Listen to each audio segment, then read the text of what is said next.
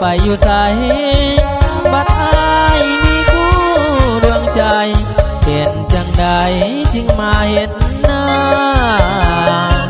พบน้องครั้งนี้เต็มที่แท้นอกการดังตัวอายมีภรรยาแต่ว่าน้องยังเป็นสาวกล่าวคำอยากบอกออกจากปากว่าหักอีหลีแต่ฮิตของประเพณีของเรามีเมียหนึ่งคน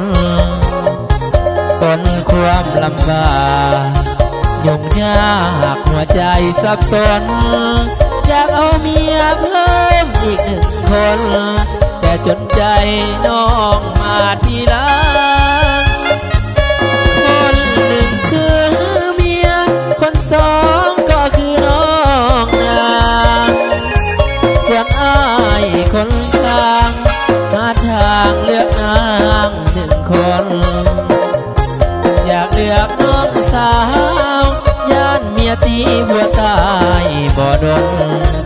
ลำบากกับนางสองคนจนใจปล่อยนางเลือกเมียเอาจังสิล่ะไอ้ว่าฮักแบบน้องสาวย่านเป็นเรื่องเป็นราวน้องสาวอย่าได้คนเครื่องเตือนใจตัวเองเกรงใจน้ำเมียอยู่เหมือนสองเอานั้นเปรียบเสมือนรักเท่าฟ้าแต่ว่า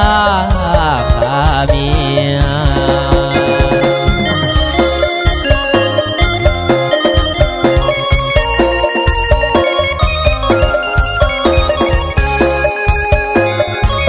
แล้วพอดีอาจารย์ดวงใจมาอย่างมันมาเทียบสดเลยนะอัดเพลงเล่นเนี่ย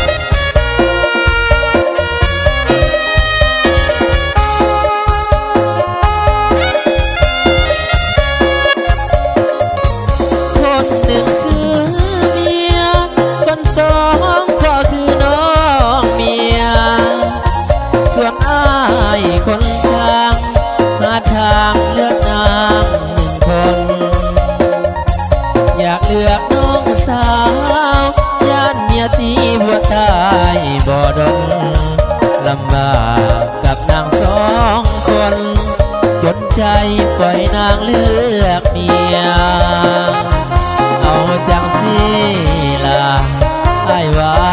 ฮักแบบน้องสาวย่านเป็นเรื่องเป็นราวน้องสาวอย่าได้คนเครื่องเตือนใจตัวเองเกรงใจน้ำเมียอยู่เฮือนสองเฮานั้นเปรียบเสมือนรักเท่าฟ้าแต่ว่าข้ามี